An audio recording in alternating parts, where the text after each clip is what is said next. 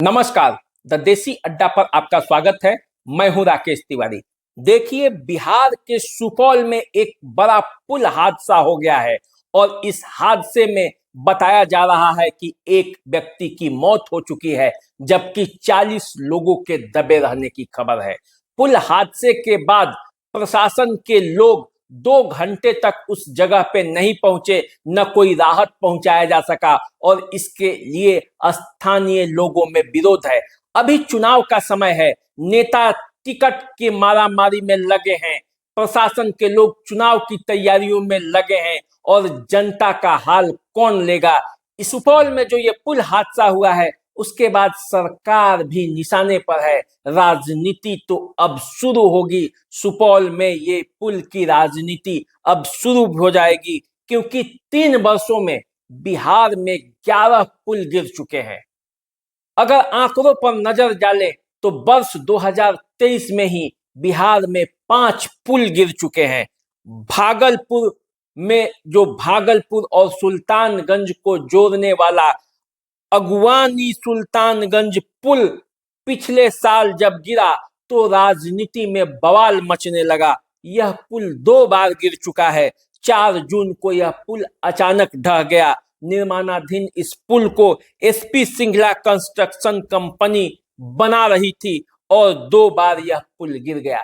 तब तेजस्वी यादव पर भी कई सवाल उठाए गए थे और कंपनी को पर भी सवाल उठे थे, लेकिन उसके बाद सारा मामला दब गया और अब ये ताजा मामला सुपौल का है, जहां एक निर्माणाधीन पुल गिर चुका है। बताया जाता है कि 1200 करोड़ के लागत से यह पुल बन रहा है। 24 दिसंबर को इसे हैंड ओवर करना था।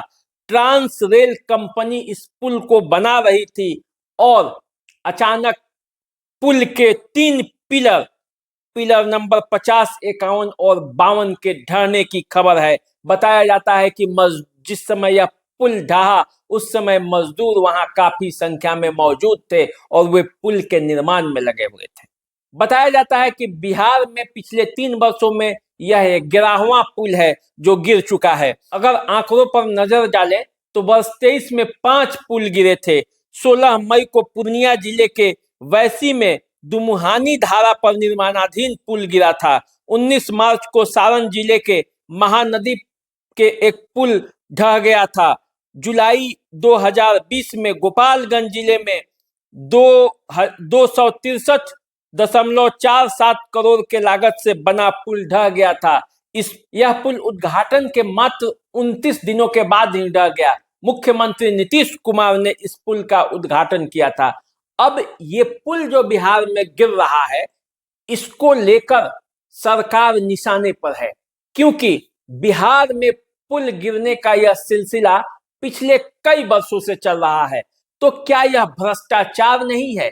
पुल निर्माण में किस तरह से अनियमितता बरती जा रही है, ये तो एक सवाल है ही, वरना इतने पुल गिरते क्यों बनने के समय ही पुल गिर जाते हैं और क्यों जनता के पैसे से बनने वाले पुल का सरकार कोई हिसाब नहीं रख पाती है? सवाल तो ये है ही। और अब जब चुनावी मौसम है, चुनाव के मौसम में ये सवाल बड़ी तेजी से उठेगा कि सुपौल जिला में बनने वाला यह पुल गिरा तो कैसे गिरा, और यदि गिरा तो उसके बाद कैसे प्रशासनिक व्यवस्था किया गया, किस तरह से राहत और बचाव किया गया।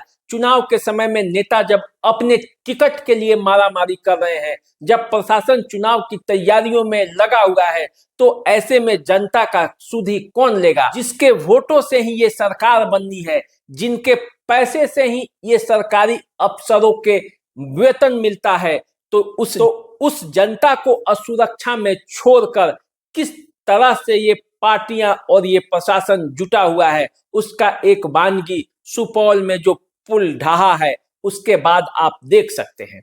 हालांकि जिला प्रशासन का दावा है कि पूरी तरह से मुस्तैदी से काम किया जा रहा है, लेकिन स्थानीय लोगों के कई आरोप है। उनका कहना है कि जब पुल का निर्माण हो रहा था उस समय सेफ्टी मेजर को ध्यान नहीं दिया गया, सेफ्टी पर कोई ध्यान नहीं रहा और इसी का नतीजा है कि पुल गिर पड़ा। बताया जाता है, कहा जाता है, लोगों का, स्थानीय ग्रामीणों का आरोप है कि पुल निर्माण के समय ही पुल के ऊपर बड़े बड़े गाड़ियों को दौड़ाया जाता है और इसीलिए ये पुल गिरा है। और अब पुल गिरा है तो राजनीति होगी ही, और राजनीति होगी तो लोकसभा का चुनाव में यह एक बड़ा मुद्दा बनेगा। तो देखिए चुनाव के समय में सुपौल का यह पुल जो गिर पड़ा है, चुनाव में कितना बड़ा मुद्दा बनता है ये देखना अभी बाकी है। तो चलिए हम आपसे फिर मिलेंगे, नए मुद्दे के साथ जुड़ते रहेंगे, आपको ताजा अपडेट देते रहेंगे। हमारे साथ बने रहिए,